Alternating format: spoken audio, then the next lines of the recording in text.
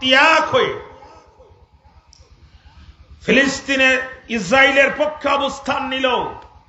প্রায় 58টি মুসলিম রাষ্ট্রের রাষ্ট্রপ্রধান ফিলিস্তিনের জন্য 1 মিনিটের জন্য এক টেবিলে বসতে পারে না। তার কারণ অধিকাংশ মুসলিম রাষ্ট্রের রাষ্ট্রপ্রধানগুলো নির্ভেজাল মুনাফিক, খাঁটি হারামখোর আর বিশুদ্ধ বেঈমান। এদের কলিজার মধ্যে যদি সরিষা পরিমাণ ঈমান থাকতো, মুসলমানের প্রতি এদের কলিজার ভিতরে যদি সরিষা পরিমাণ মহব্বত থাকতো, আজকে বিশ্বের মুসলমানদেরকে গাজাবাসীর এই অবস্থা দেখার কোনো দরকার ছিল না। বিকাল দুপুর 3:30 বাজে এলাকার 3.5 কেজি ওজনের মোরগ সবেদা গাছে উঠে আওয়াজ শুরু করছে। শিয়াল পণ্ডিত সারা রাত ডিউটি করে ঘুমাচ্ছিল বাগানে। এই আওয়াজ শোনার সাথে সাথে ওর ঘুম ভেঙে গেছে। ও বলতেছে, মোরগ যে আওয়াজ দিচ্ছে তাতে এর ওজন 3 কেজির তো কম হওয়ার কথা না। আবার এখন তো রাত না, দুপুর বেলা, এই সময় রিস্কটাও নেওয়া ঠিক হবে না। কিন্তু মোরগ যখন এক ভাব ডেকেই যাচ্ছে, শিয়াল আর লোভ সামলাতে পারল না। জীবনের রিস্ক নিয়ে শিয়াল পণ্ডিত, মনোযোগ নাই তো আমার দিকে, জীবনের রিস্ক নিয়ে শিয়াল পণ্ডিত মাইকটা 2 আঙ্গুল দূরে গেলেই আর কথা ক্যাচিং করে না। হ্যাঁ, এইগুলো মাইকে আসলে কথা বলা মুশকিল। বক্স টক্স আওয়াজ টাওয়াজ বাড়ান, যা আছে সব দেন, এটা 2টা আঙ্গুল দূরে গেলেই কথাটার ক্যাচিং করে না। জেনারেটরেরও ভোল্টেজ নাই, কারেন্টেরও ভোল্টেজ নেই। বিদ্যুৎ মন্ত্রী আমারই হওয়া দরকার ছিল।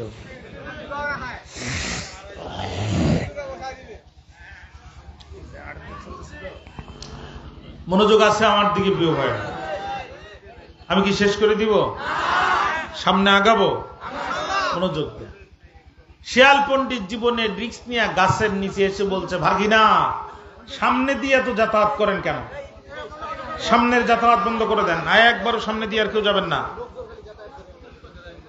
দাঁড়ানো ভাইরা বসে পড়েন, যাতায়াত বন্ধ করেন। দাঁড়ানো ভাইরা বসে পড়েন, সময় খুব কম। আমার দিকে তাকান। শিয়াল পণ্ডিত গাছের নিচে এসে বলছে, ভাগিনা যে আজান দিছো আর নামাজ না পড়তে এসে পারলাম না। এই এত আওয়াজ হয় কেন? কানে কানে বলেন। যে আজান দিছো আর নামাজ পড়তে না এসে পারলাম না, তাড়াতাড়ি নামো, নামাজটা আদায় করি। মোরগ তখন চিন্তা করতেছে, আল্লাহ যে বুদ্ধি করছে তো আমার না খেয়েই বাগানে ফিরবে না। মোরগ বুদ্ধি খাটায় বলছে, মামা এখন কোন ওয়াক্তের নামাজ পড়তে আসছেন? বাজে তো 3:30, জোহরও না আসরও না।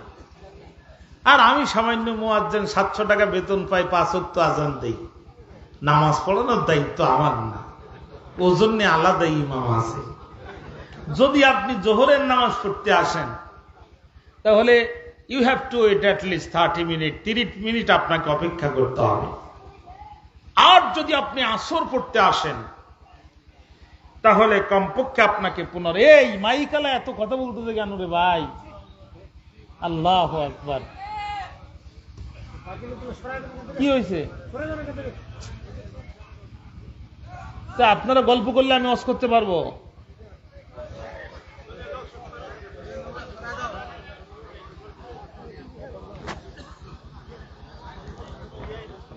কি যে আছে আজ আমার নসিবে আল্লাহ জানে। 3টা তাকবীর দেন, আল্লাহু আকবার। আরো জোরে আল্লাহু আকবার, আরো জোরে আল্লাহু আকবার। তাকান এবার। যদি আসর পড়তে আসেন তাহলে 15 মিনিট অপেক্ষা করতে হবে। শিয়াল চিন্তা করলো, মোরগের তো বুদ্ধি কম না। 14 মিনিট যখন পার হয়ে গেছে, শিয়াল পণ্ডিত বলছে, ভাগিনা ইমাম যদি না আসে তাহলে মুয়াজ্জিনই নামাজ পড়ানোর দায়িত্ব নেয়। তোমার ইমাম মনে হয় আজ আসবে না, অতএব তুমি নামো, নামাজটা আদায় করি। মোরগ চিন্তা করলো, আল্লাহ এ তো আমার না খেয়ে যাবে না। হঠাৎ করে মোরগ দেখে গ্রামের সবচাইতে মুরব্বী কুত্তা, ঠেকি কুত্তার গায়ে চামড়া বলতে কিচ্ছু নাই, বাচ্চা দিতে দিতে ছোট হয়ে গেছে। এ হাঁটে না, শুধু দৌড়ায়। দেখছেন না? এই দৌড়ায় আসতেছে। মোরগ তখন একটার পর একটা ডাল নিচে নামতেছে আর বলছে, মামা বলেছিলাম না আমাদের ইমাম বড় দায়িত্ববান ইমাম, একটু দেরি হয়ে গেছে তাই দেখেন দৌড়াচ্ছে কি কায়দায়। শিয়াল তাকে দেখে জানের দুশ্মন কুত্তা, শিয়াল তখন দৌড়ানো শুরু করছে। মোরগ তখন একটার পর একটা ডাল নিচে নামে আর বলে, মামা নামাজ পড়বেন না? শিয়াল কয়, তোর ইমাম দেখি আমার উজু ছুটি গেছে।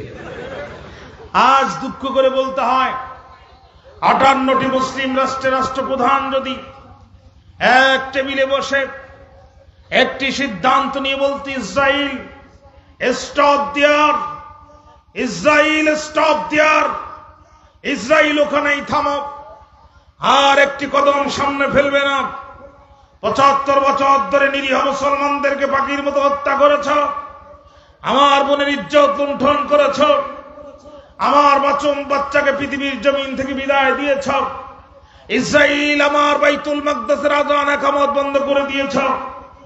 আমরা মুসলিম রাষ্ট্রপ্রধানগুলো এক জায়গায় বসে সিদ্ধান্ত নিলাম 200 কোটি মুসলমান পৃথিবীতে বুকের তাজা রক্ত দিয়ে হয় বাইতুল মাকদাসকে উদ্ধার করব, তা না হলে শাহাদাতের পেয়ালা পান করে জান্নাতে চলে যাব। ইসরায়েল পৃথিবী থাকবে কি থাকবে না ওই দিকে আমরা আর তাকাবো না। 58টি মুসলিম রাষ্ট্রের রাষ্ট্রপ্রধান যদি এক টেবিলে বসে সিদ্ধান্ত জানায় দিতে পারত, আল্লাহর জাতে পাকের কসম করে বলছি বিশ্বের মানচিত্র থেকে ইসরায়েলের নাম নিশানা মুছে যাওয়ার কথা।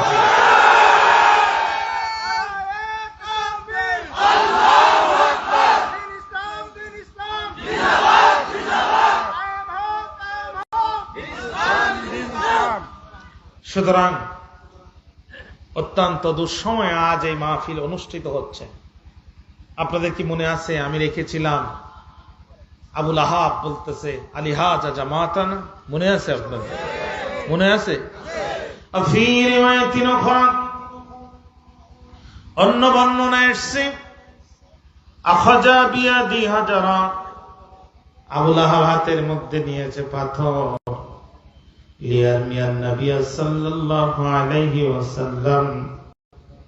আবুল আহাব আপনার আমার নবীকে পাথর মারতে চায়। আল্লাহ ডাক দিয়ে বলে, জিব্রাইল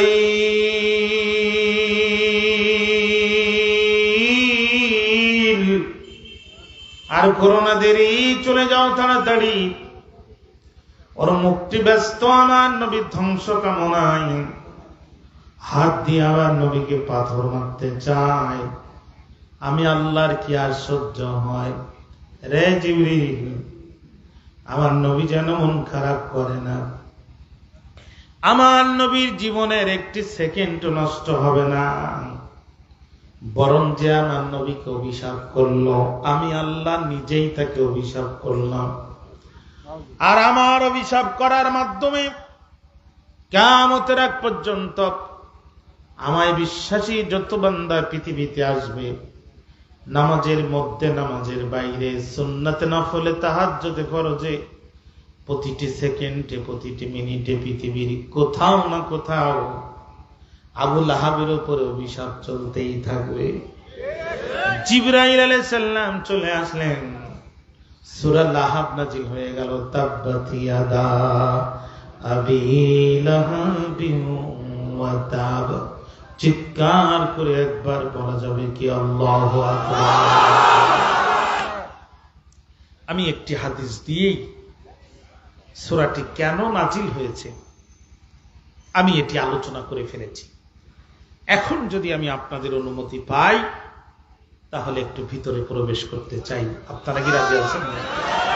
প্রথমে আমি সূরাটির তেলাওয়াত করেছি, তারপরে আমি সূরাটির পরিচিতি আলোচনা করেছি, এরপরে আমি আল মুনাসাবাতু বাইনা সূরাতাইন, দুই সূরার মধ্যকার সম্পর্কের আলোচনা করেছি, তারপরে আমি আসবাবে নজুল, শানে নজুল, কি কারণে নাজিল হয়েছে এটি আলোচনা করেছি। এবার আমি ব্যাখ্যায় প্রবেশ করতে চাই যদি আপনাদের অনুমতি পাই। আমি তাফসীরের আলোকে কথা বলছি, যত সময় বসে থাকবেন আমলনামায় সওয়াব যোগ হতে থাকবে, গুনাহ মাফ হতে থাকবে।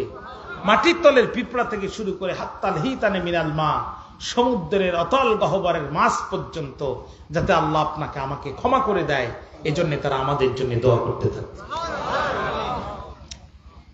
তাব্বাত শব্দের অর্থ হচ্ছে হালাকাত, খসিরাত, ধ্বংস হয়ে যা, নিপাত যা, নিঃশেষ হয়ে যা। ইয়াদা, দুহাত, আবি লাহাব, আবু লাহাবের দুহাত। মূলত এখানে শব্দটা ছিল ইয়াদানে। ইয়াদুন শব্দের অর্থ হচ্ছে হাত। ইয়া জবরিয়া, দাল দুই পের দুন। ইয়াদুন শব্দের অর্থ হাত। আরবি গ্রামারে ইয়াদুন শব্দটিকে বলা হয় ওয়াহেদ, বাংলা গ্রামারে বলা হয় এক বচন।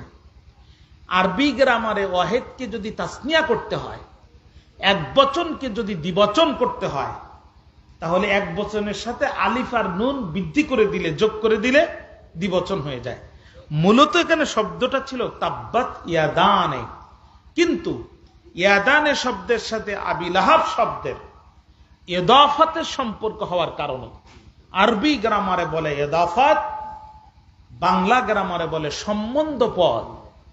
মুদাফ মুদাফ ইলাই হওয়ার কারণে আরবি গ্রামারের রুলস অনুযায়ী, নিয়ম অনুযায়ী তাসনিয়ার নুনকে এখানে কেটে বাদ দেওয়া হয়েছে, হজব করে দেওয়া হয়েছে।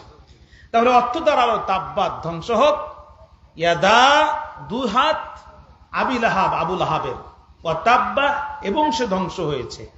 আয়াত একটি, বক্তব্য দুইটি।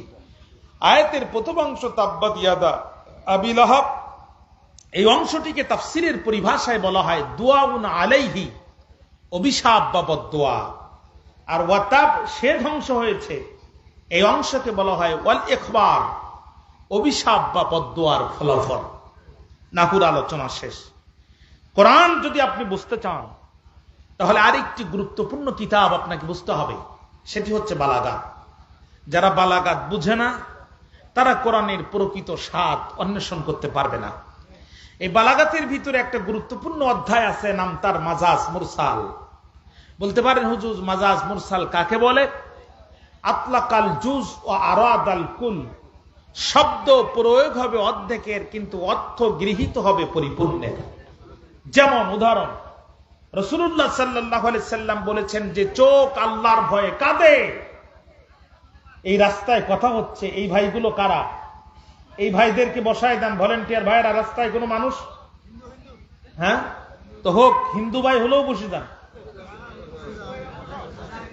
হিন্দু ভাইরা হলেও আপনারা বসেন, কোনো সমস্যা নাই, বসে পড়েন।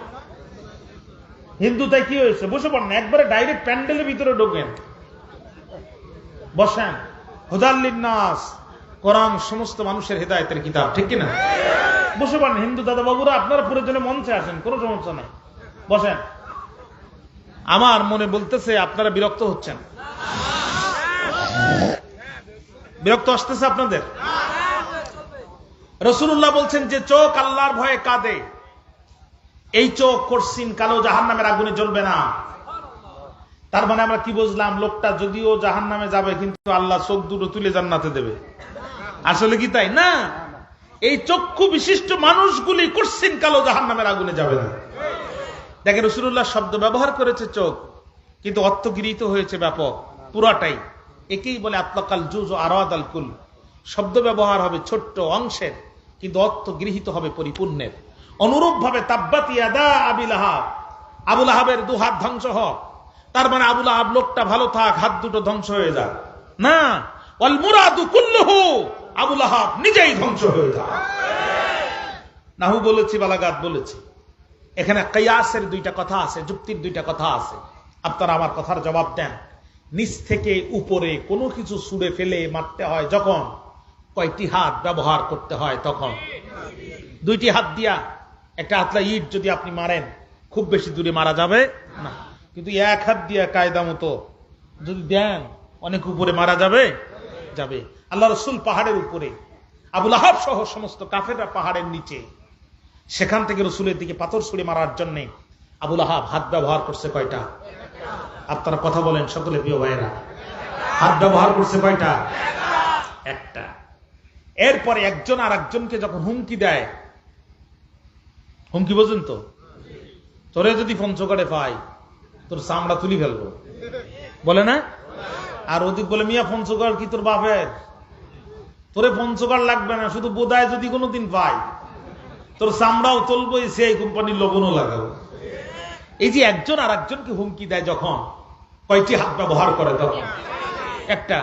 আল্লাহ রাসূল পাহাড়ের উপরে, আবু লাহাব পাহাড়ের নিচে, নিচ থেকে বলতেছে তাব্বাল্লাকা সাইরুল আইয়াম আলিহাযা জামাতানা।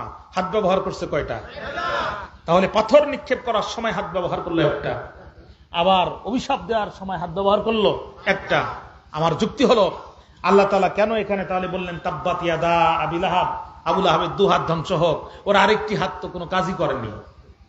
কথা কন না বন্ধুরা, ভুলে যাবেন না আপনারা, ডান হাত কিছুই করতে পারে না বাম হাতে সহযোগিতা ছাড়া।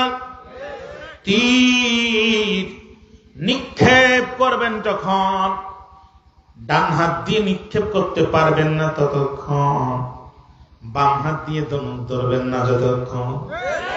বাম হাত দিয়ে ধনুক ধরবেন যখন, ডান হাত দিয়ে তীর নিক্ষেপ করা সহজ হবে তখন।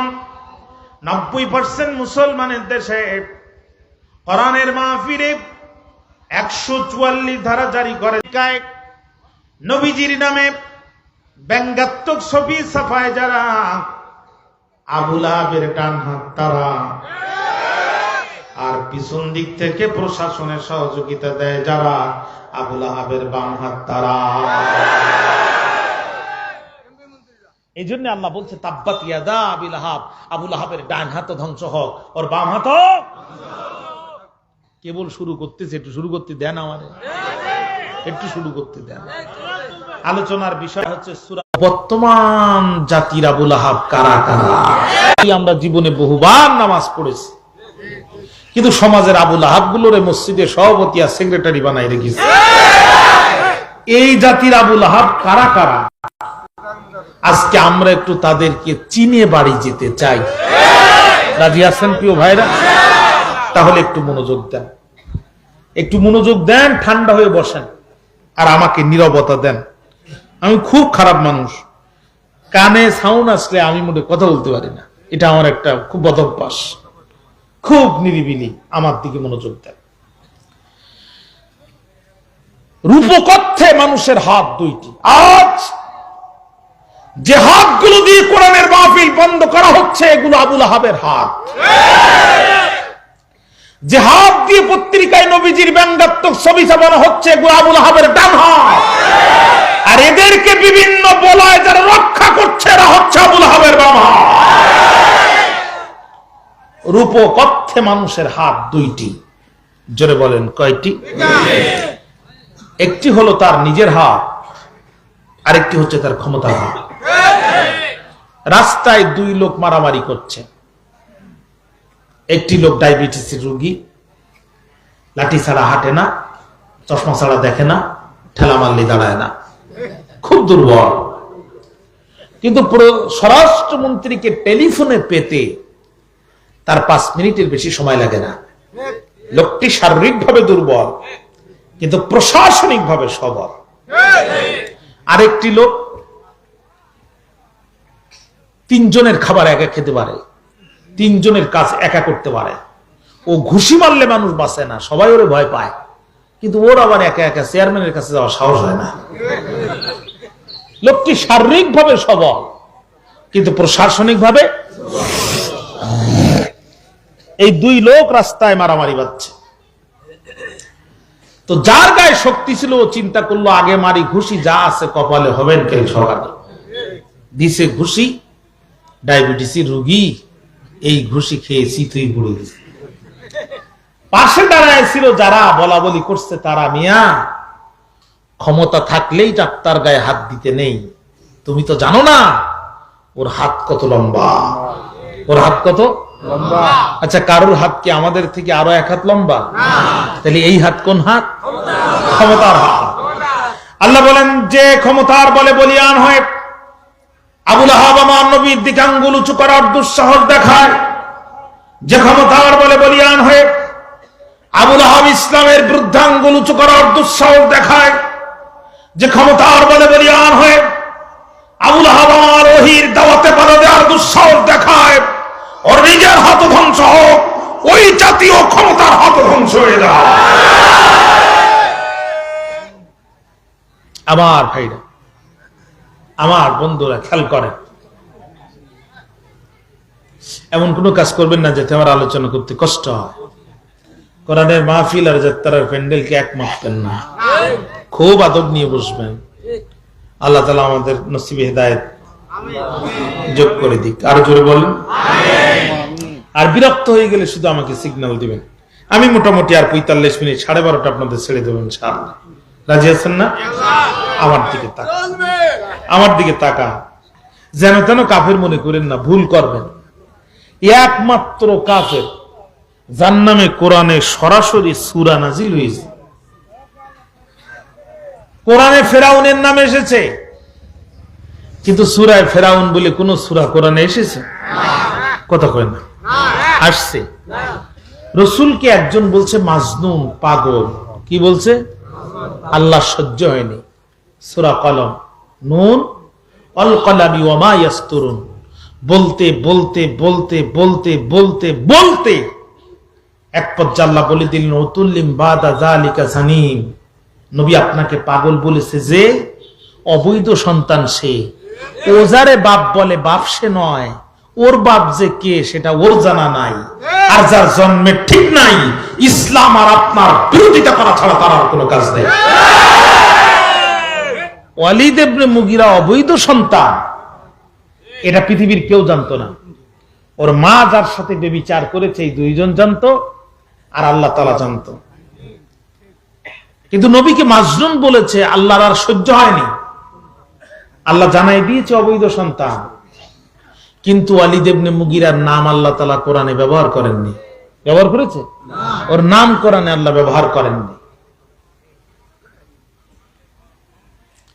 কিন্তু এই আবু লাহাব কোন জাতের কাফের যে এর নামে সরাসরি সূরা নাজিল হলো। আমি কয়েকটি তাফসীর তাখরিজ করে ওর 6টি ছোট বড় অপরাধ খুঁজে পেয়েছি, আরো থাকলে থাকতে পারে। আমি তার ভিতর থেকে 4টা বলবো, এরপরে ভিতরে আলোচনায় ঢুকে যাব যদি আপনাদের মনোযোগ পাই।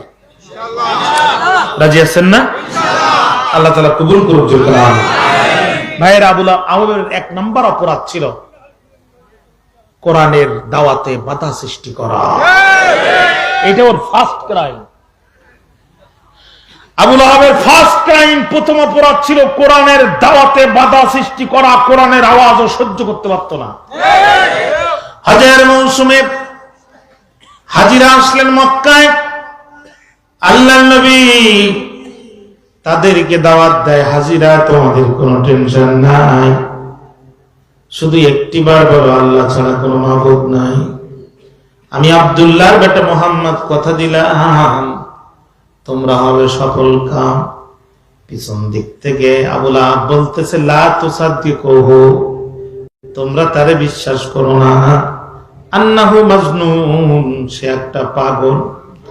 লোকজন বলছে পাগল যদি হবে পরনে থাকবে চট, চুলগুলো থাকবে এলো মেলো কিংবা মাথায় জট। কিন্তু এ কোন আশ্চর্য ধরনের পাগল, পরনের মধ্যে চট নাই, মাথার মধ্যে জট নাই। কোন পাগলের মুখের চেহারা যে এত চমৎকার হতে পারে আমরা কোনোদিন শুনি নাই। কোন পাগলের মুখের ভাষা এত সুস্পষ্ট হতে পারে আমাদের জানা নাই। কাজী তোমার কথা বিশ্বাসযোগ্য নয়। আবু লাহাব হাল ছাড়লো না। নবীজি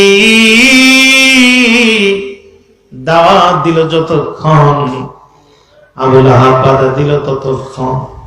ও প্রাণের ভাইয়েরা বলতে পারেন হুজুর এখন তো আবু লাহাব দুনিয়ার জমিনে জীবিত নাই। ১,৫০০ বছর পূর্বে আবু লাহাব দুনিয়া থেকে নিয়েছে বিদায়। আজ কেন কোরআনের দাওয়াতে বাধা হয়? ও প্রাণের ভাইয়েরা ভুলে যাবেন না আপনারা, আবু লাহাব দুনিয়ার জমিনে জীবিত নাই, কিন্তু আবু লাহাবের রক্তে তৈরি হওয়া মানুষগুলো আজও পৃথিবী থেকে বিদায় নেয় নাই। কোরআনের মাহফিলে 144 ধাপ, 3টা আওয়াজ দেন আল্লাহু আকবার।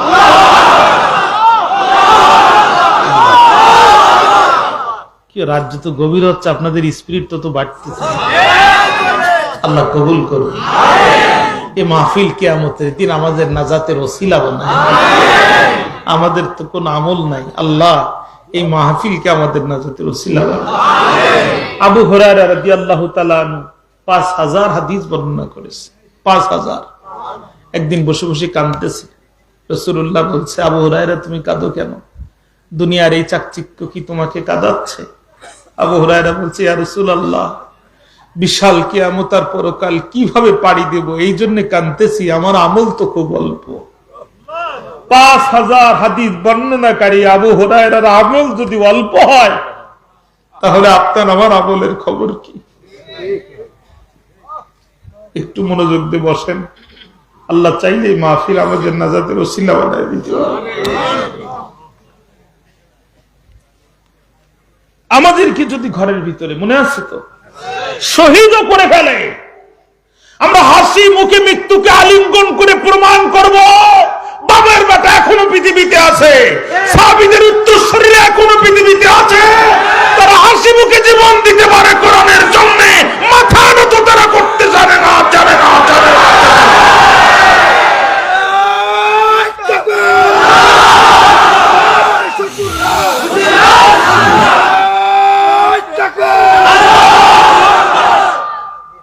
সুতরাং যারা হাসি মুখে মৃত্যুকে ওয়েলকাম করতে পারে, আগামী দিনে জাতি তাদেরকে ওয়েলকাম করবে।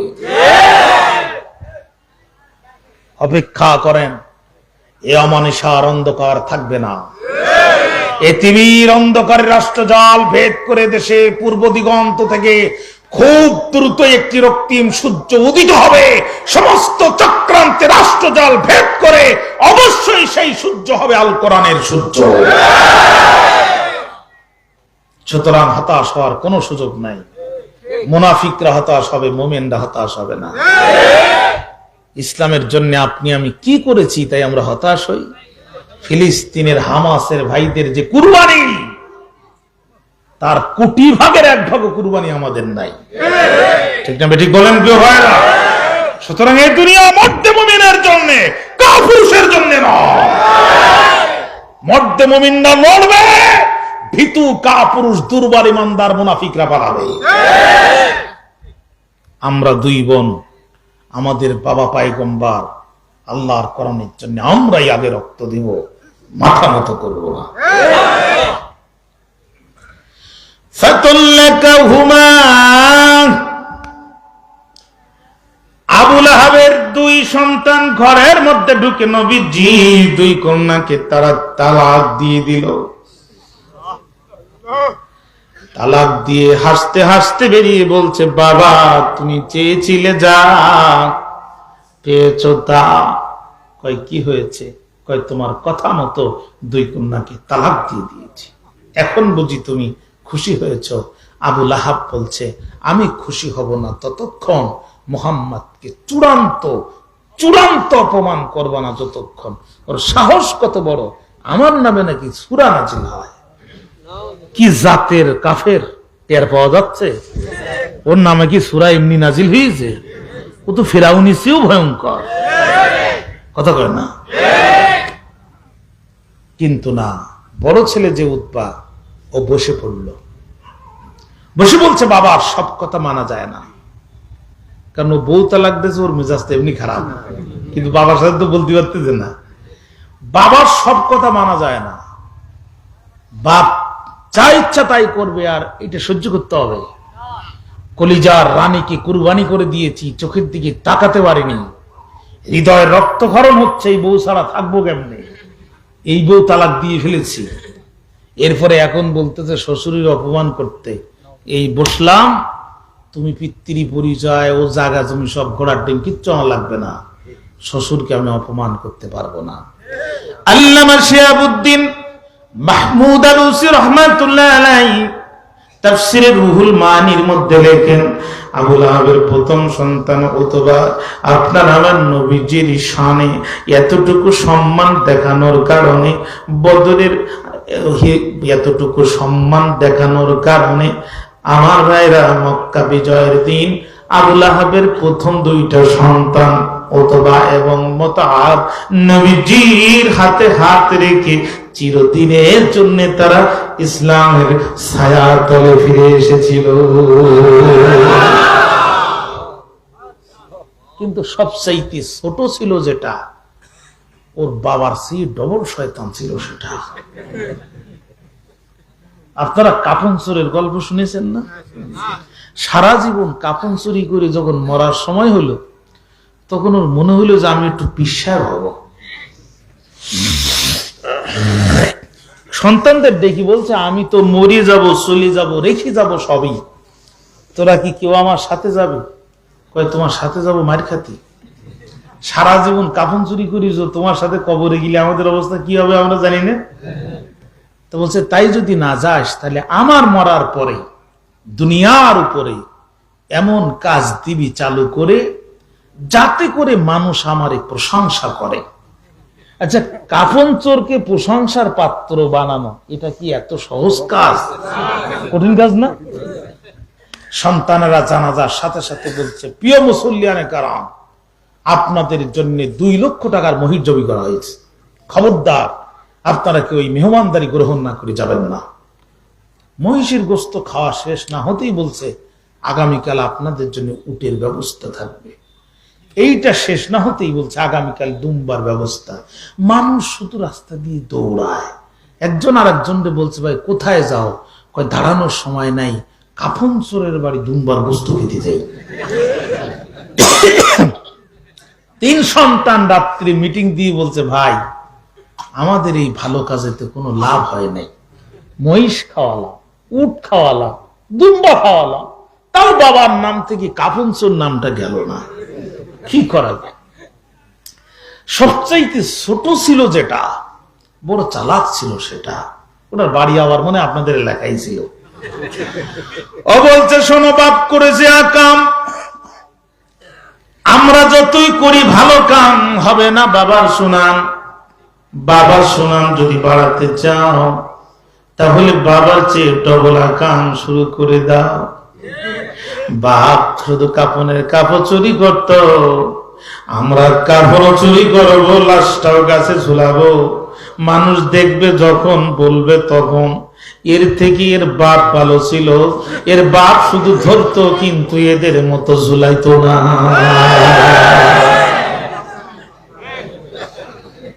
এর থেকে এর বাপ, সবাই আমার সাথে একসাথে বলেন, এর থেকে এর বাপ। আমি কিন্তু কাফন চোরের কথা বলতেছি, অন্য কিছু মনে করি আমার বিপদে পারবেন। তাফসীরে ইবনে কাসির, আবু লাহাবের ছোট সন্তান উতায়বা দৌড় দিয়া চলে গেল। দুজানের পয়গম্বর দুলালে আমেনা শাহে মদিনা নবী আমার বাজারের পাশে উঁচু টিলার পরে বসে বসে কোরআন তেলাওয়াত করতেছে।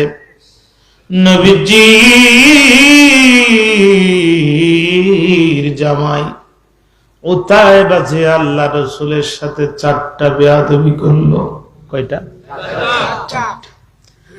1 নাম্বার, তাফসীরের নাম তাফসীরে সাফাতুত তাফাসির, লিখেছেন মুহাম্মদ আলী সবনী রাহিমাহুল্লাহ।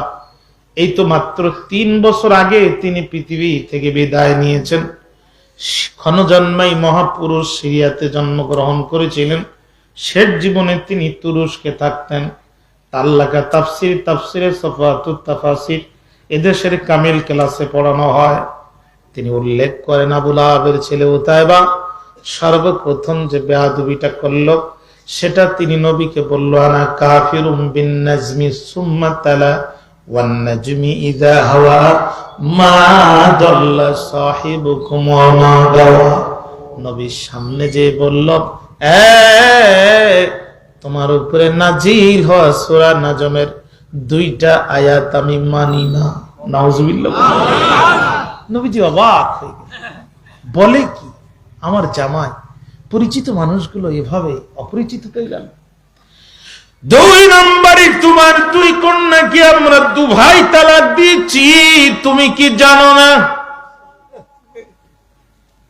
জামাই মেয়েকে তালাক দিয়েছে, সেই তথ্য জামাই দিয়ে শ্বশুরকে বলতেছে। শুধু শুনেন না, একটু হৃদয় দিয়ে কল্পনা করেন যে কত মর্মান্তিক, কত মর্মান্তিক, কত হৃদয় বিদারক, কত মর্মান্তিক। ইসলাম 4 দেয়ালের মাঝে ভোনা খিচুড়ি খেয়ে কায়েম হয়নি, ইসলাম রক্তের বিনিময়ে কায়েম হয়েছে। এক নম্বরে সূরা নাজমের 2টি আয়াত মানি না, 2 নম্বরে তোমার 2 কন্যাকে তালাক দিয়েছি, তুমি কি জানো না? 3 নম্বরে নিজে হাতে আল্লাহর নবীর চাদর ধরে টান দিয়ে উঁচু টিলা থেকে নিচে নামাল, সজোরে টানতে টানতে রাস্তার মাঝখান দিয়ে নিয়ে যায়। আর দুলালে আমেনা শাহে মদিনা শাফায়াতের কান্ডারি নবী আমার একবার রাস্তার ডান পাশে যায় আর একবার বাম পাশে যায়, কিন্তু নবী তার গায়ের শক্তি দেখায় নাই। নবীজির একটি থাবা সহ্য করতে পারে এমন মানুষের জন্মই পৃথিবীতে হয়নি, কারণ জান্নাতি 40 জন যুবকের শক্তি আল্লাহ আপনার আমার নবীর দেহের ভিতরে ঢুকায় দিয়েছিল। তদানীন্তন বিশ্বের শ্রেষ্ঠ পালোয়ান রোকানা আল্লাহর নবীকে বলছে, তুমি না বড় নবী? কয় হ্যাঁ, নিঃসন্দেহে কোনো সন্দেহ নেই, তুমি আমার সাথে কুস্তি করো, দেখি তুমি আল্লাহর নবী কি নবী না। তুমি আমাকে আগে আঘাত করো, কারণ আমি রোকানা গাছ দূরে ঠেলা মারলে গাছ পড়ে যায়, আমার থাবা খাওয়ার পরে জীবিত কেউ থাকে না। মিছিল আসতে মনে হয়, হ্যাঁ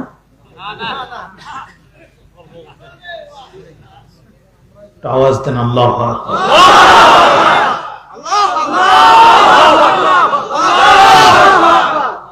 শয়তান আজকে বারবার লাগতেছে, বুঝছেন? 12:30 পার হয়ে গেছে, আমি ছেড়ে দিই।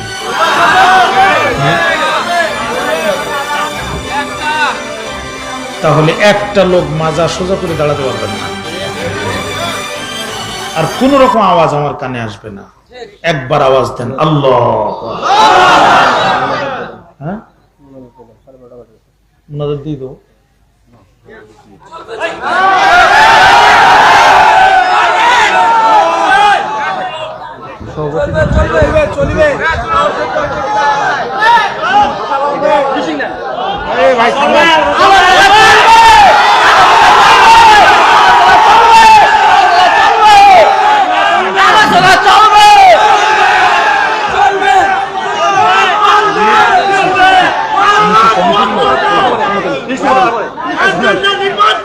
ভাই শুনেন শুনেন ভাই শুনেন শুনেন, ইসলামকে উত্তেজিত উনি ফিনিশিং দিবে, ফিনিশিং দিয়ে মোনাজাত করবে। উনি যে পর্যন্ত নিয়ে গেছে এটাকে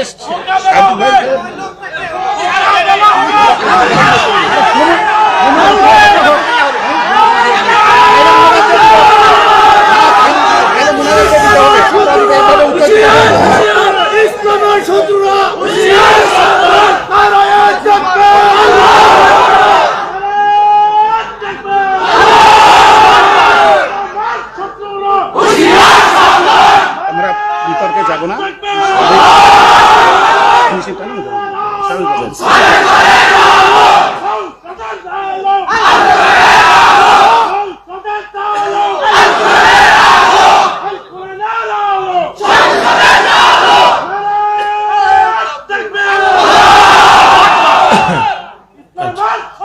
জি জি জি, আমার দিকে তাকান, আমার দিকে জি, আলহামদুলিল্লাহ, আমার দিকে যান, আমার দিকে তাকান, খেয়াল করেন।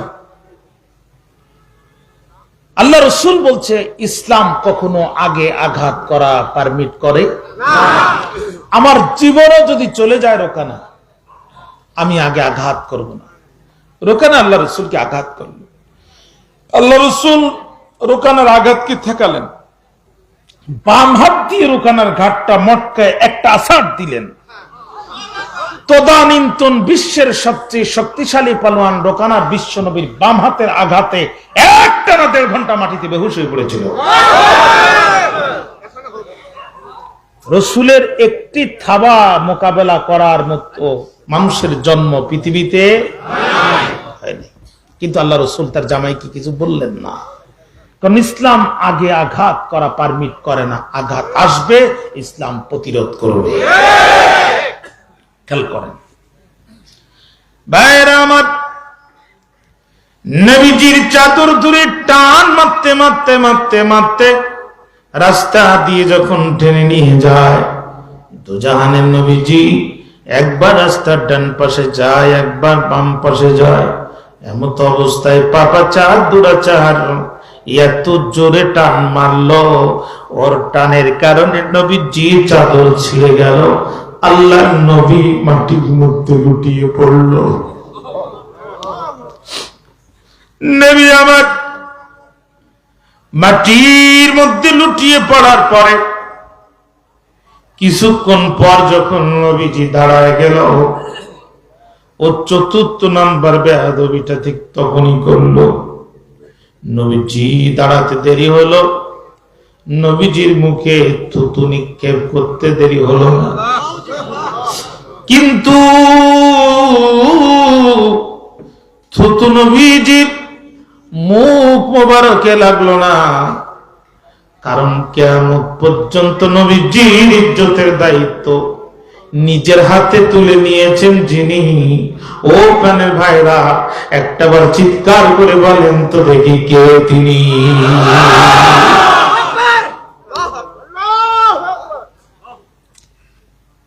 পৃথিবীর যেখানে, সেটা জার্মানে হোক আর আমেরিকায় হোক, কানাডায় হোক আর সুইজারল্যান্ডে হোক, আমার নবীর চরিত্রে যদি আঘাত দেয়, 200 কোটি মুসলমান বুকের তাজা রক্ত দিয়ে তা মোকাবেলা করার জন্য 24 ঘন্টার প্রতিটি মিনিটের প্রতিটি সেকেন্ড আমি জানতে চাই প্রস্তুত আছে না নাই? চারটা বেয়াদবি। তাফসীরের নাম তাফসীরে জালালাইন, লিখেছেন আল্লামা জালালউদ্দিন সুয়ুতী রাহমাতুল্লাহ আলাইহি উল্লেখ করেন, চতুর্থ নম্বর বেয়াদবি করার পরে আল্লাহ নবী আর বরদাস্ত করলেন না। নবী একটা বদদুয়া দিয়ে দিলেন, আল্লাহুম্মা সাল্লিত আলাইহি কালবাম মিন কিলাবিদ দুনিয়া। প্রভু গো,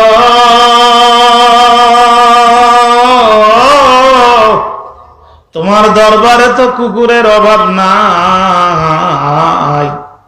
আমার সাথে এত বড় বেয়াদবি যে করলো, এই দুনিয়ার একটা কুকুর তুমি তার বিরুদ্ধে লেলিয়ে দাও। ও প্রাণের ভাইরা, বলেন তো দেখি নবীর বদদুয়া কবুল হবে কি হবে না? কোন নবী? যে নবী আঙ্গুল উঁচু করেছে দুনিয়াতে মাটিতে দাঁড়িয়ে আকাশের চাঁদ 2 ভাগ হয়ে গেছে। কোন নবী? আম্মা এসে বলে, রে মদিনার মেয়েরা, তোমাদের ঘরে সূর্য কখন প্রবেশ করে? মদিনার মেয়েরা বলে, আয়েশা গো, ফজরের নামাজের পরে আমাদের ঘরে সূর্য প্রবেশ করে।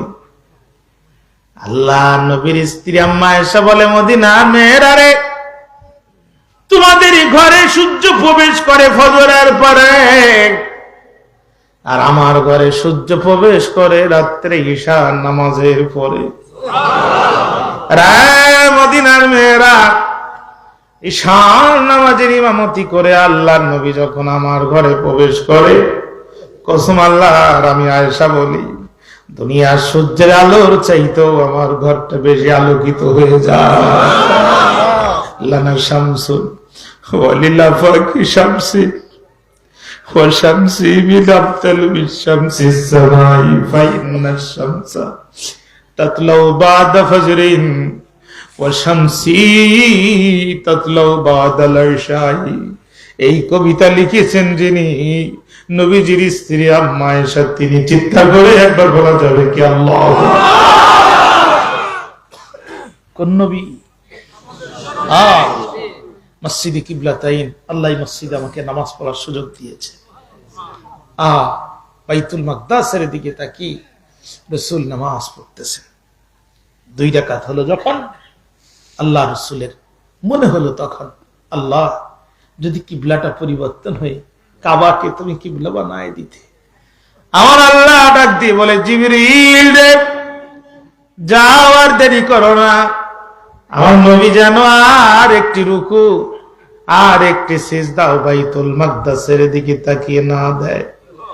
যারে জিবরিল যা, আমার নবী যেন এই মুহূর্তে মুখটা ঘুরায় নিয়ে কাবাকে কিবলা বানায়া বাকি 2 রাকাত নামাজ আদায় করে নেয়। এই নবী দোয়া করেছে, দোয়া কবুল হবে না? উতায়বা বাড়ি চলে গেল, উতায়বা বাড়ি চলে গেল। ওর বাবা আবুল আহাব বলতেছে, কি করেছিস? কয়, যা করেছি তুমি কল্পনাও করতে পারবা না। 4টা কাজ করেছি। কি সেই 4টা কাজ? 1 নাম্বার, আমি বলেছি তোমার উপরে নাজিল হওয়া সূরা নাজমের 2 আয়াত পানি না। 2 নাম্বার, তোমার 2 কন্যাকে আমরা তালাক দিয়েছি, তুমি মনে হয় এখনো জানো না। 3 নাম্বার, চাদর ধরে সবার সামনে টান মারতে মারতে নিয়ে এসেছি, মায়া করি নাই। 4 নাম্বার, চাদর ছিঁড়ে গেছে, পড়ে গেছে, দাঁড়ায়েছে, মুখের মধ্যে থুতু নিক্ষেপ করে দিয়েছি, দেরি করি নাই। ওর বাপ মনে মনে কয়, বাপকা বেটা সিপাইকা ঘোড়া, তুই তো আমার চেয়ে বড় শয়তান। কিন্তু ওর বাপের মনে খটকা লাগছে, কারণ ওর বাবা তো জানে ভাতিজার উপরে ঈমান আনি নাই, কিন্তু সে যে আল্লাহর নবী এ ব্যাপারে কোনো সন্দেহ নাই। এই জন্য ওর বাপ বলতে, আচ্ছা তুই যে এতগুলো কাজ করলি, তা আমার ভাতিজা তোরে কিছু বলে নাই? বলছে শুধু একটি লাইন বলেছে। কই কি? আল্লাহুম্মা সাল্লিত আলাইহি কালবাম মিন কিলাবিদ দুনিয়া। শব্দটা শোনার সাথে সাথে আবুল আহাবের মুখ অন্ধকার হয়ে গেল। ছেলে বলতেছে, আব্বা তোমার মুখ কেন এমন? আবুল আহাব বলছে, আমি ভাতিজার উপরে ঈমান আনি নাই, কিন্তু আমার ভাতিজা যে কথা বলেছে বাস্তবে ঘটে নাই, এই দৃশ্য আমি কোনোদিন দেখি নাই। তুই বড় বেশি বেয়াদবি করে ফেলেছিস। মানুষ কারেন্টে হাত দিলে বাঁচে না, আর তুই কারেন্টের পার হাউসের ভিতরে হাত ঢুকাই দিয়েছিস, সামনেই তোর পতন হবে। বলতে না বলতে কিছুদিন পরে সিরিয়ায় ব্যবসা করতে গেল উতায়বাকে সাথে নিয়ে। সন্ধ্যা হয়ে গেল, লম্বা বর্ণনা আমি ছোট করে বলছি। সন্ধ্যা হয়ে গেল, তাকায় দেখে ওই যে মনে হয় বাঘ, ওই একটা বাঘ, ওই যে বাঘের আওয়াজ। এই বাঘ যখন দেখেছে তখন আবুল আহাবের ওই সেই বদদোয়ার কথা মনে পড়ে গেছে। আবুল আহাব তখন ডাকতেছে, উতায়বা, উতায়বা, মানে কণ্ঠ নরম, কাঁপতেছে। তখন বাঘ দেখলে কি আর গলা ঠিক দেয়নি, কাঁপতেছে। উতায়বা বলছে, বাবা তোমার কণ্ঠ কেন কেন নরম? বলছে, বাঘের আওয়াজ যেমন গরম, আমার কণ্ঠ ঠিক তেমন নরম। আজও সমাজের আবুল আহাবদের কণ্ঠ কিন্তু কিছুটা নরম হয়ে গেছে, কারণ চারিদিকে অজানা বাঘে উকি দিচ্ছে। আজ আর মুখে হাসি নাই, হ্যাঁ, কণ্ঠ নরম হয়ে গেছে। আবুল আহাব তখন তাড়াতাড়ি যে উটগুলোর পা মোটা, এইগুলো পায়ের সাথে পা বেঁধে চারিদিকে ব্যারিকেড দিল, মাল সামান দিয়ে ব্যারিকেড দিল, মাঝখানে উঁচু করে সাধারণ লোকদেরকে আগে শোয়াইয়া গোল করে, এরপরে ওরে শোয়াইয়া কম্বল টম্বল উপরে উঠে আসতে করে যখন ডাকতেছে, তার আগে ছেলে বলতেছে, আব্বা এই ব্যারিকেড দিচ্ছ কেন? বাঘ যখন আসবে তখন এই ব্যারিকেডের কারণে ঢুকতে পারবে না। কয়, বাবা বাঘের এক হুঙ্কারে তোমার মাথার স্ক্রু তো ঢিলা হয়ে গেছে, কারণ মুহাম্মদ মক্কায় ওয়া নাহনু ফি সিরিয়া, আমরা হলাম সিরিয়ায়, যে মুহাম্মদ মক্কা থেকে দোয়া করে আমাকে মারার জন্য সিরিয়ায় বাঘ পাঠাতে পারে, পৃথিবীর কোন শক্তি আজ আমারে বাঁচাতে পারবে না। মুহাম্মদ মক্কা থেকে দোয়া করে আমারে মারার জন্য সিরিয়ায় বাঘ পাঠিয়েছে, আর তুমি এখন ব্যারিকেড দিচ্ছ আমারে বাঁচানোর জন্য।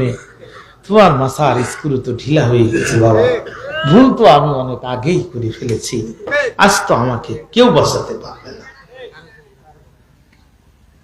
আজ আমাকে বাঁচাতে। এবারে হুঙ্কার দিবে যখন, উট রশি ছিঁড়ে পালাবে তখন আমাকে বাঁচানোর জন্য সামনে ঘাটতেরামি করে দাঁড়াবে যেটা, আমার আগেই প্রাণ হারাবে সেটা। কাজী বাবা এইসব উটটুট দিয়ে লাভ হবে না।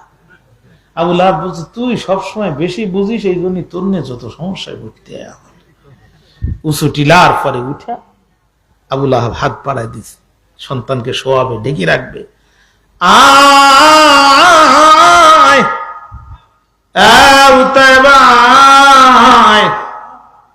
উতায়বা বলে, বাবা উপরে উঠে আর লাভ নাই, পরিস্থিতি দেখে যা মনে হয় উপরে মনে হয় আর বেশি দিন থাকার সময় নাই। তুমি কেন বুঝতে চাও না? বাঘের কাছে মোবাইল নাই, ইমোতে হোয়াটসঅ্যাপে ভাইবারে আমার ছবি বাঘের কাছে কেউ পাঠায় দেয় নাই। তবে আমার কেন জানি মনে হয় মুহাম্মাদের আল্লাহ আমার শরীরের ঘেরান বাঘের নাকের ভিতরে ফিট করে দিয়েছে। ও বাবা গো, তা না হলে এই মরুভূমির মধ্যে বাঘ কোথাও গেল না, আমার পিছনে পিছনে কেন বাঘ ঘোরে? বাবা কম্বল দিয়ে কেন? তুমি মাটির 10 হাত তলেও যদি আমারে গর্ত করে রেখে দাও, ওই বাঘ ঘেরান শুকে শুকে ওখান থেকে খুঁজে বের করে আমার মতো পাপাসাদেরকে আদালতে সোপর্দ করবে। কাজী বাবা আমারে বাঁচাতে পারবা না। ইতিমধ্যে বাঘ এসে গেল, ইতিমধ্যে বাঘ এসে গেল। এসে দেখে চারিদিকে খুব ভালো রকম ব্যারিকেড দিছে। বাঘ তখন বলতেছে, এক বাঘ আর এক বলতেছে, চিন্তা করিস না, শুধু হালুম বলে শব্দ কর, দৌড় মারবেন তা পিছন দিক ফেরবেন না। হালুম বলে শব্দ করেছে, উট রশি ছিঁড়ে পালাচ্ছে। উট উট ভাই ভাই দৌড় মারা ছাড়া কোনো বুদ্ধি নাই, শুধু দৌড়। বাঘ ভিতরে ঢুকে পড়ছে, ঢুকে বাঘ ঘেরান পাচ্ছে।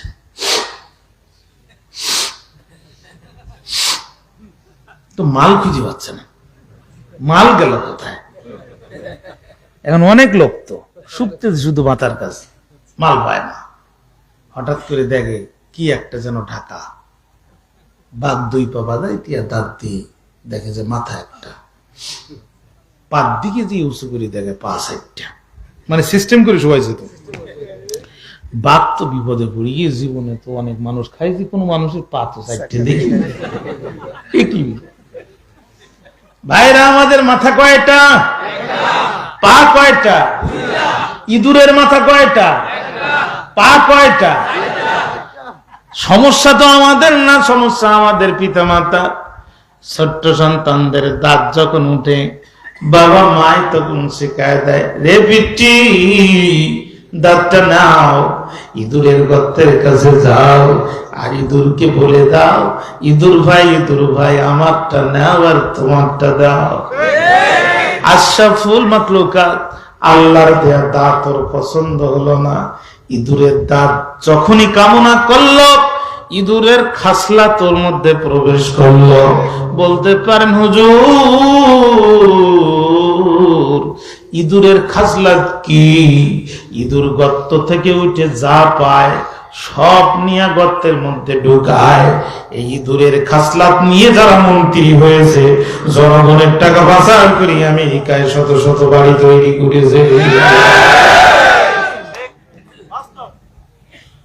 ইঁদুরের গর্ত একটা, কিন্তু ইঁদুরের গর্তের মুখ 2টা। কয়টা? ইঁদুর জানে আমি যে আলু আর ধান নিয়ে ঢুকতেছি, আর আমেরিকায় বানাচ্ছি রাজপ্রাসাদ, শত শত হাজার বিঘে জমি কিনতেছি বিভিন্ন জায়গায়, এ কোনো একদিন পত্রিকায় লেখালেখি হবে। আমার গর্তের মধ্যে গরম পানি ঢুকাবে, চিরুনি অভিযান দিয়ে ধরার জন্য কেউ বা পানি ঢালবে, কেউ বা দাও নিয়ে দাঁড়ায় থাকবে। অতএব এখন বাঁচার জন্য আমার এই বাইপাসের রাস্তা রেডি করা লাগবে। ইঁদুর একটা, কিন্তু গর্তের মুখ 2টা। বাড়ির মালিক যখন ইঁদুর ধরার জন্য গরম পানি দেয়, ইঁদুর বলে, মামু অতগুলো গুড় 1/2 কেজি না, তোমার আলু আর ধান নিয়েছি যেদিন, বাইপাসের রাস্তাও তৈরি করে রেখেছি সেদিন, পানি দিবা এই গর্তে আর আমি পালাবো ওই গর্ত দিয়া। আমাদের নেতারাও যেই দিন জনগণের সম্পদ চুরি করা শুরু করেছে, দুর্নীতি দমন কমিশন নামক বাইপাসের রাস্তাও তৈরি করে রেখেছে। দুর্নীতি করে ধরা খেয়ে যখন পত্রিকায় রিপোর্ট হয়, তখন কমিশনে যে একটা মামলা হয়, ওখানেও মোটা অঙ্কের দুর্নীতির বিনিময়ে প্রচার দেয়, ওনার নামে অভিযোগ প্রমাণ হয় নাই। আসলে বোঝা গেল চোরে চোরে মাসতুতো ভাই। বাঘ পড়ে গেল বেকায়দা, মাথার দিকে মাথা একটা, পার দিকে পা। এক বাঘ আর এক বাঘরে বলছে, টেনশন নাই, আমরা তো আর ছবি দেখে চিনতে পারবো না, তুই নাক লাগায় দেখ পাসওয়ার্ড মিলে কিনা তাই দেখ। গন্ধের সাথে ঘেরানের সাথে ঘেরান যদি মিলে, পাসওয়ার্ড যদি মিলে, তাহলে বুঝবো ঠিক আছে। মাথার দিক নেই না, তো এ মাল তো এটা বলি মনে হয় না। নিচের পা দুইটাতে নাক লাগাই, এটাও না।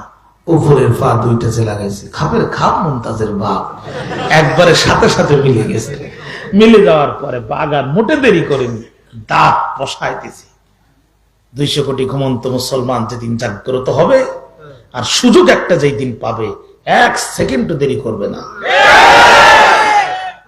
দাঁত বসাই দিছে। দাঁত যখন বসাই দিছে তখন মোচড় দিছে। আবুল আহাব বুঝতে পারি যে কাম শুরু হয়ে গেছে। তা আবুল আহাব বলতেছে, খবর কি? বলছে, আব্বা কথা বললো না, পিছন দিক থেকে অলরেডি ধরাধরি শুরু হয়ে গেছে। কিন্তু কেউ কাউরে বলতেছে না, যারে ধরতেছে সেই বুঝতে পারতেছে। কথা বুঝেননি তো আপনারা? যারে ধরতেছে সেই বুঝতেছে। এখন আবুল আহাব চিন্তা করলো যে আমি তো এখন বিপদে পড়বো, সেলির ধরি যখন আমার ধরতে আর কতক্ষণ। আবুল আহাব বলতেছে, কোথায় বা এতক্ষণ তোরে চেষ্টা করলাম, বাঁচাতে পারলাম না, তো তোরে আমি উপকার করেছি, তুই আমার একটা উপকার কর। তো বলছে, কি আব্বা? বলছে, তোর পা যেখানে আমার পাও সেখানে। বাঘ যদি বুঝতে পারে যে আমার কারণে তোরে নিতে পারতিস না, তাহলে বাঘ তোরে ছেড়ে দিয়ে আগে আমারে কামড়াবে, তারপরে তোরে নেবে। তোর কাছে একটা দাবি করি, মরার সময় জন্মদাতা বাপটারে এইভাবে মেরে যাস না।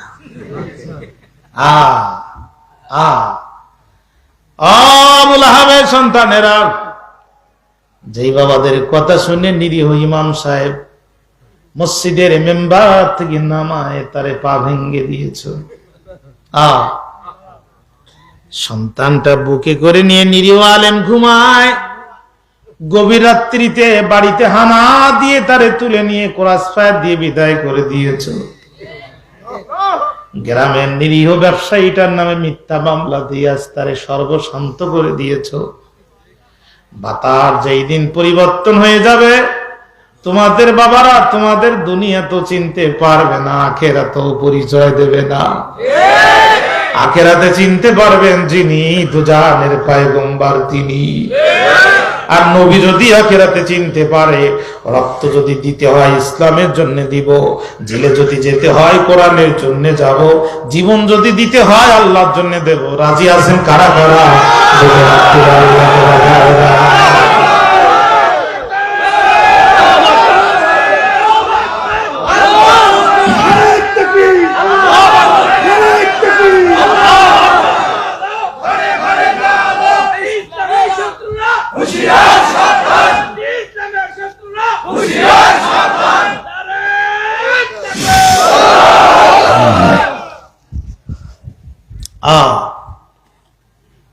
যাদের পিছনে দৌড়াচ্ছেন, এরা উজু করতে হবে পায়ের জুতো খুলে, মোজা খুলে। এই জন্য বিনা উজুতে আপনার জানাজা পড়বে। আমার নিজে চোখে দেখা। আমি আপনাদের উত্তরবঙ্গে আসি প্রায় 14 বছর। প্রতি বছর আমি 4 মাস করে উত্তরবঙ্গে থাকি। এই উত্তরবঙ্গের রাস্তাঘাট সব আমার মুখস্থ। আমার চোখে আল্লাহ তাআলা অনেক কিছু দেখাইছে। রাত যখন গভীর হয়, রাস্তায় 3টা জিনিস থাকে, পুলিশ, বক্তা আর কুত্তা। এই জন্য আপনাদের চোখে যেটা পড়ে না, সেটা অনেক সময় আমাদের চোখে পড়ে। কেউ সুপারিশ করার সাহস পাবে না। আদম আলাইহিস সালাম সুপারিশ করবে না, নূহ আলাইহিস সালাম করবে না, ঈসা আলাইহিস সালাম করবে না, কিন্তু আপনার আমার নবীকে আল্লাহ তাআলা সুপারিশের পারমিশন দিয়ে দিবে। সুতরাং দুপোটা রক্ত যদি দিতে হয় সেই নবীর দিনের জন্য দেব। রাজি আছি না? রাজি আছি না? আল্লাহ সাহাবাদের মতো বুক ভরা ঈমান আমাদের দান করুন। আমাদের অন্তর থেকে সব ভয় দূর করে দাও, মৃত্যুর ভয় ডিলিট করে দাও, পাহাড় সম তোমার ভয় আমাদের অন্তরে দিয়ে দাও। আল্লাহ তুমি আমাদেরকে তোমার প্রিয় বান্দাদের ভিতরে শামিল করো। বাঘ এখন ধরে উতাইবারে ধরে একটা টান মেরে নিচে নামাই ফেলছে। মুসলমান যেদিন ধরবে টান একটা জায়গায় দুটো দেয়া লাগবে। দিয়ে এখন চিন্তা করতেছে যে এর হাত আগে খাবো না পা আগে খাবো। সর্বোচ্চ আমি 5 মিনিটের ভিতরে শেষ করে দিচ্ছি, কিন্তু শেষের কথাগুলো খুব গুরুত্বপূর্ণ, একটু নজর দেন। এর হাত আগে খাবো না পা আগে খাবো। একবার বলতেছে যে জিব্বা দিয়ে রসুলকে থুতু মেরেছিল ওর জিব্বার বিচার আগে করতে হবে। যে জিব্বা দিয়ে আল্লাহর দ্বীনের বিরুদ্ধে অপপ্রচার, ওই জিব্বার বিচার আগে করতে হবে। এই বলে বাঘ জিভ নিয়ে ধরে টান মেরে জিভ গোড়া থেকে তুলে ফেলে চাবাচ্ছে। আর আবু লাহাবরে উদ্দেশ্য করে বাঘ বলতেছে, চাচা কেরাম লাগে? ছেলে পাঠাই দিছিল, এখন লাগে কেমন? আবু লাহাব স্টুডিয়ামে বসে বসে খেলা দেখতেছে, কিচ্ছু করার নাই। কথা বলেন না? কিছুই করার নাই। বাঘ ডান হাত খেলো, ডান পা খেলো, সব খাইল। খাবো চুপ করে বসে আছে। কিছুদিন পরে আবু লাহাব ফিরে আসলো মক্কায়। আল্লাহ রাসূল হিজরত করে চলে গেল মদিনায়। এখানে কথা হয় কারা? এখানে ভলেন্টিয়াররা কি করে আমি বুঝলাম না তো। হ্যাঁ,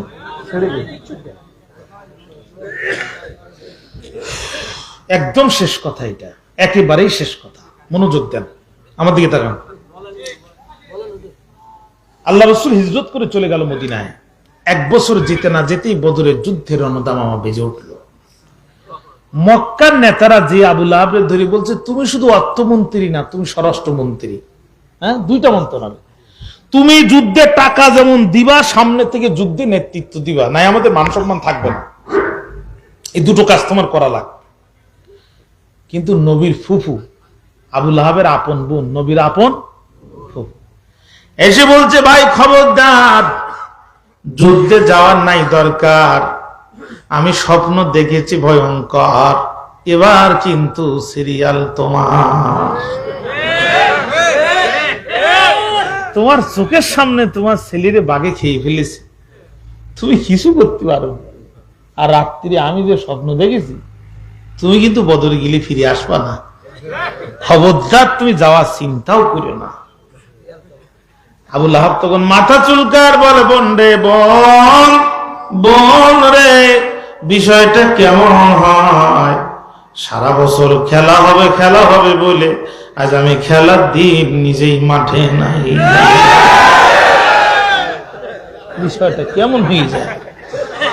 এ তো আমার একটা লজ্জা শরমের ব্যাপার। কথা বুঝতেছেন? কিন্তু ওর মাথা তো অনেক বড়। 2টো মন্ত্রণালয় সেই জাহিলি যুগে একসাথে চালানো, এটা কি 4 দিগান ব্যাপার? ও তো মাথায় আসছে, ও একজনের কাছে টাকা পেত, তার এখন ব্যবসা বাণিজ্য কিচ্ছু নেই। আপনাদের বাজারে দোকান ছিল, ওটাও নাই। আবু লাহাব ওরে ডেকে বলছে, আমার টাকা দে। বুঝছে, তুমি একটা মন্ত্রী মানুষ আর আমি তোমার দলের কর্মী, আমার কিচ্ছু নাই, এটা তুমি জানো ভালো, তা আমি টাকা তোমার এখন কিভাবে দেব? টাকা যদি তুই না দিবি তাহলে আমার পক্ষে বদরের যুদ্ধে যাবি। টাকা না দিবি? ও বলছে, টাকা শুধু আমার নাই, এই জন্য নিশ্চিত তোমার ঘাড়ের মারে আছে আমার ঘাড়ে লাগাই দেবা। তো তোমার যুদ্ধে জাতি সাহস হয় না, তো খেলা হবে বলে চিল্লাতে হয় কেন? তো কোনো উপায় নাই, ওর হাত পা তো বাঁধা, ঠিক না? ও রাজি হয়ে গেল। তখন আবু লাহাব চিঠি লিখতেছে, মক্কার কাফিররা মুহাম্মাদের বিরোধী যারা আছো, যারা শোনো তারা, আমি বর্তমানেও তোমাদের সাথে আছি, অতীতেও ছিলাম। তবে যুদ্ধে আমি গেলাম না, লোক পাঠালাম। রক্ত দিয়েছি, আরো দেব। আমি যাব না, লোক পাঠাবো। লোক পাঠাই দিল, যুদ্ধ শুরু হয়ে গেল। খেয়াল করেন, নবীর সাহাবীরা 313 জন। বললো আমরা তো সংখ্যায় কম, আমাদের কাছে ঘোড়াও নাই, অস্ত্র তরবারি একেবারে খুব কম, তো আমরা বাঁচতে আসিনি, আমরা জীবন দিতে আসছি। জীবন যখন দিতে আসছি, আমরা একবারও পিছন দিকে তাকাবো না, শুধু সামনে তাকাবো। আমাদের চোখের সামনে আমার নবীকে মারবে, আমাদের চোখের সামনে কোরআনের পাতা ছিঁড়ে ডাস্টবিনে ফেলবে, এই দৃশ্য দেখার চেয়ে জান্নাতে যাওয়া অনেক ভালো। একবারও পিছনে তাকাবো না, শুধু সামনের দিকে তাকাবো। এই সিদ্ধান্ত আমার আল্লাহর বড় পছন্দ হয়ে গেল রে। মুহূর্তের মধ্যে আমার আল্লাহ নবী সাহাবীদের মাথার উপরে এক কাণ্ড ঠান্ডা হিমেল মেঘ দাঁড় করায়া বৃষ্টির মতো পানি আমার আল্লাহ বর্ষণ করায় দিল।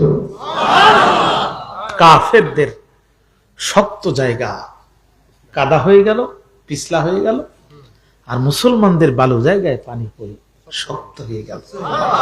কাফেরদের ঘোড়া দৌড়ায়, আর কেন জানি কাদা শেষ প্রান্তে আর বালি শুরুতে এসে স্লিপ খেয়ে পড়ে যায়। পড়ে যে নিজের পিঠে থাকা কাফেরটা মুসলমানের তরবারি সামনে দিয়ে বলে, রে দিনের মুজাহিদ রে, চতুষ্পদ জন্তু হয়ে আমি আমার দায়িত্ব পালন করেছি, আল্লাহু আকবার বলে একটা টান মেরে তুমি তোমার দায়িত্ব পালন করো। ভাঙ্গা তরবারি দিনের মুজাহিদ যখন টান মেরে দেয়, মুহূর্তের বিরুদ্ধে কাটটা বড় বড় পালোয়ান কাফেরের মাথা একদিকে চলে যায়, দেহ আর একদিকে চলে যায়। এক নয়, দুই নয়, 70টা লাশ যখন বদরের প্রান্তরে কাফেরদের পড়ে গেল, বাকি কাফের গুলো পালানোর সময় বন্দী কিছু হয়ে গেল।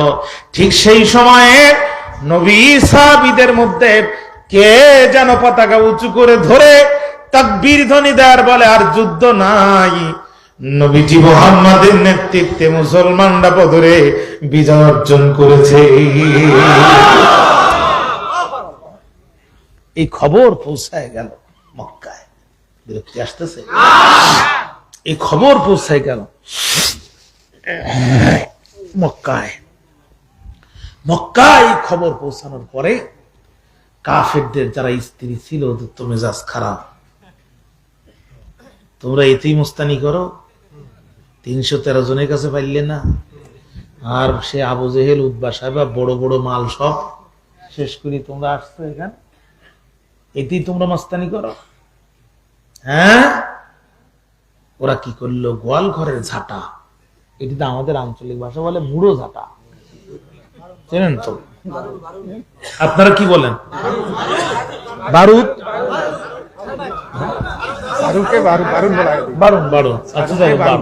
মানে ঝাঁটাইতে ঝাঁটাইতে 1 বিঘা হয়ে গেছে।